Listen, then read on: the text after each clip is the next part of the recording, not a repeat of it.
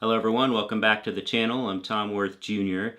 And I wanted to get into a little bit of Trump today and his sports, really. And no, I'm not going to just talk about the Texas-Georgia game today, although we have one today. I'm going to talk about Trump and sports. I live here in Dallas, actually in Arlington, and George W. Bush, was a huge sports fan. He played sports when he was younger. His dad did when he was at Yale. Played baseball. Huge baseball family for their lives. And George W. Bush actually was a partial owner for the Texas Rangers for a while, and then he was governor of Texas, and then he was the president. And you saw him. You saw him throwing out first pitches. You saw him even at Yankee Stadium after 9/11. A Texan Republican president throwing out the first pitch for a Yankees World Series game in New York. And just thunderous applause. And he was a sportsman, and people knew that about him. Jerry Jones, before W came along, Jerry Jones would have Bill Clinton watch Cowboy games sometimes. And the Arkansas connection. You would have presidents drop in on Monday Night Football into the booth, growing up in the 70s, and it was a big deal. You had Obama famously supporting Chicago teams, and they're just sports fans. They're team sports fans. They're team guys. They root for other human beings. Where am I going with this? Who have you never seen root for any other human being other than Vladimir Putin? Maybe Bibi Netanyahu. That's Donald Trump. He doesn't watch sports. What is he known for? He's known for golf, right? He's known for playing golf and wanting people's monies, rich people's monies from his golf courses, wanting golf events, and playing and cheating himself. He is a legendary cheater on the golf course.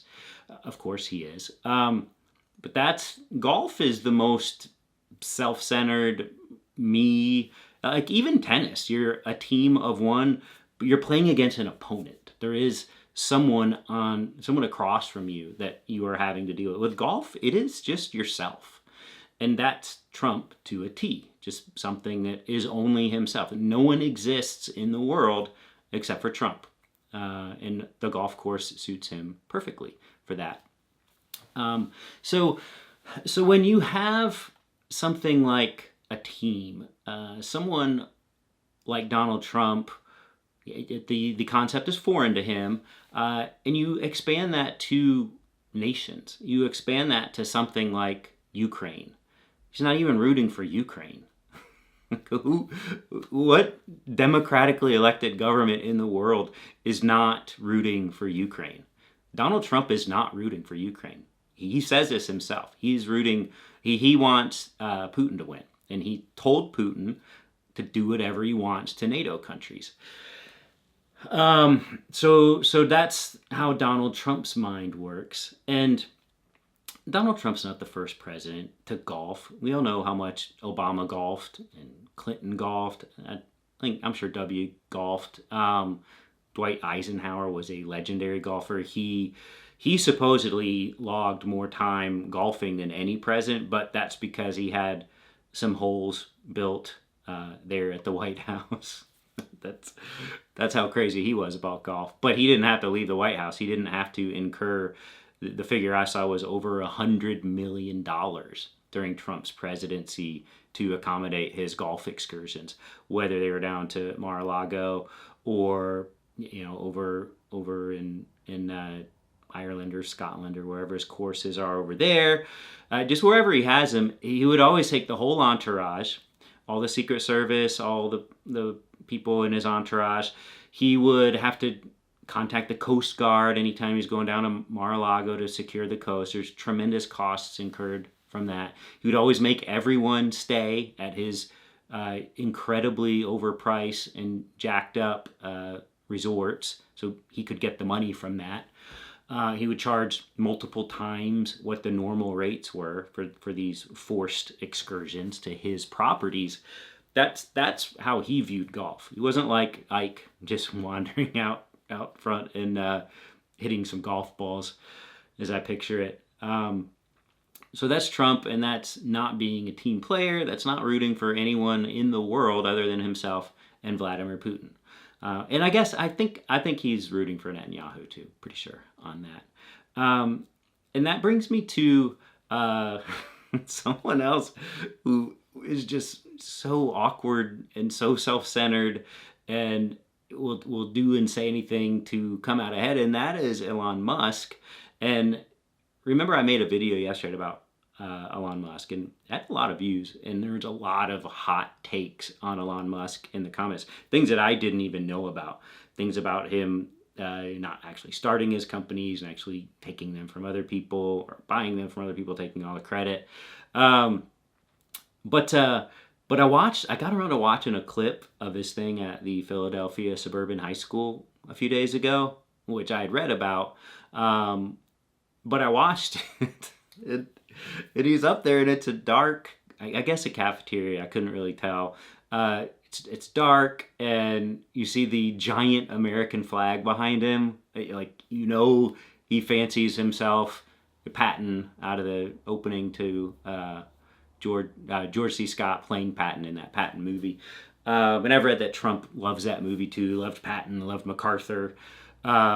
These are people who, when people just cannot wrap their minds around why Elon Musk would be doing this for Trump. I mean, it's obvious why he's pouring all the money into Trump. That's for the influence. But why he would actually go out and make a fool of himself on stages for Trump. And it's because, like Trump, they just want to be performers. They're not good actors. They're awkward. They're terrible. But this affords them the opportunity to be up on a stage with everybody looking at them. Yes, it is as simple as that. As simple as everybody look at me. They could just start their own YouTube channel, but they don't want to do that. They just want people to look at them, and that's why they do this. And Trump, with his shortage of funds, is just a perfect marriage with Musk, who has, I don't know how, but Musk is the richest person in America now, maybe the world. I'm not sure about the world, because there's all sorts of illicit riches out there in the world, but definitely in America, at hundreds of billions of dollars. And it just works. And he's the nominal CEO of Tesla and of SpaceX and of Starlink. But if he is remotely involved in any of those companies' operations in any way, I mean, he can't be. He has to just be CEO in name only, because he's out here doing stuff like this, standing on a stage in a high school in suburban Philly, lying about Dominion voting machines. And the other just jaw dropper about that appearance was another similarity with Trump is just how far the conspiratorial rabbit hole these guys are. He got a question, Musk did, from someone in the audience about, legitimately asking, hey, isn't Kamala Harris just a puppet, just like Joe Biden is? And what are your thoughts on that?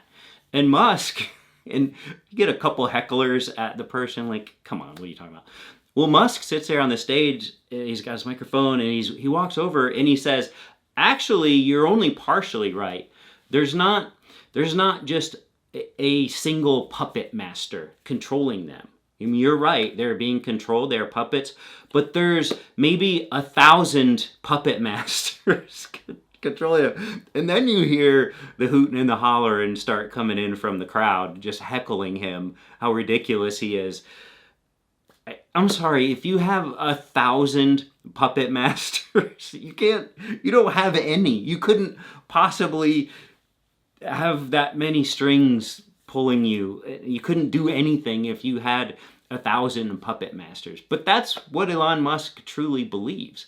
That is what some of these Silicon Valley billionaire types believe, is that Washington, this shadow government, which is just the government, is existing and being controlled by someone other than them.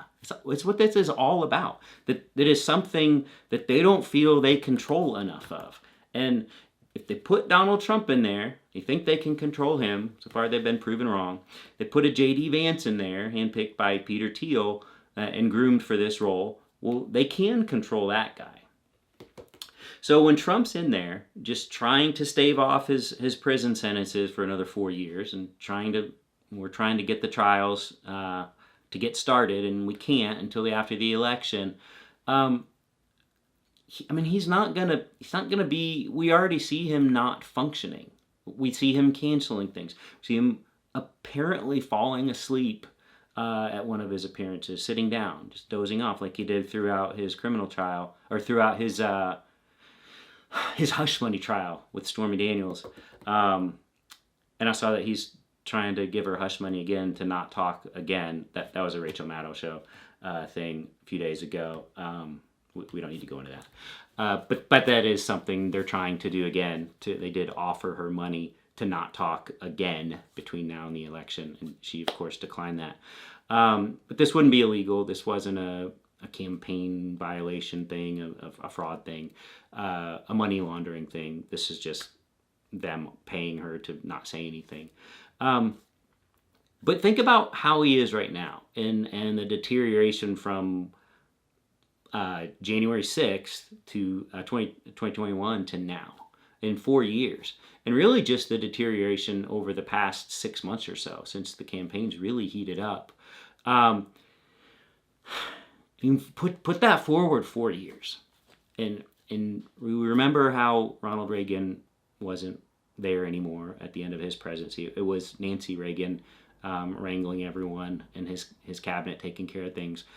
Well, we're not talking about 4 years from now with Trump. We're talking about like pretty soon. It's really probably as soon as he takes office. People are going to be taking advantage of him. And it's all going to go through J.D. Vance because he has the backing of that Peter Thiel. And Elon Musk is going to be there too in a cabinet position. It's scary, but this is why I can't take any of it seriously. And I know 70 something million people are falling for all this, but I know that 80 or 90 million of us are just not going to let it happen. I'm still looking at the early voting results. We've still got the big advantage, Democrat over Republican. Not as big. I mean, it's a little bit closer than it was in really 2016 and 2020. But that, I think, is because the Republicans have been encouraging early voting this time around. So that will be a little tighter, and then you won't see as big of a turnout on Election Day from them as you normally would. But it's just, I know it's dangerous, but it's just so hard to take these guys seriously and to take it seriously that anyone's actually going to vote for them. And I know they will. I know there'll be 70-something million of them, and I know there'll be 80-something million for Kamala Harris. And it will be embarrassing and humiliating for us that many of our country people voted for Trump again. But I do think that'll be the end of the Trump political saga. Whether the movement continues on, some other Steve Bannon thing or Stephen Miller thing, I don't know. They'll try, and Fox News isn't going away. But anyway, Trump and Musk, they're just buffoons, and that's all they've got is the two of them trying to bring this thing home. It's so laughable. What's not laughable is going up against Georgia today, and you can tune out now for the next minute or so because I'm going to talk about that. OU, we got by there, and we got Georgia today. It's down in Austin. We're actually 4.5-point favorites, and that's shocking. If you would have said before this season started that Georgia was going to be anything less than a 3 or 4 point favorite, then no one would have believed you. But Texas is a 4.5-point favorite, and I'm kind of feeling good about it. I'm not feeling good about it in the way that I feel good about Trump losing. I just think we have a better team this year, and you don't know how it's going to go. Georgia's really, really good. But I kind of like our chances today. I I don't like them as much as I like Kamala Harris's, but I do kind of like them. So we'll check in on that later. That's tonight, and that's about it for today. And we will talk again tomorrow. All right? See ya.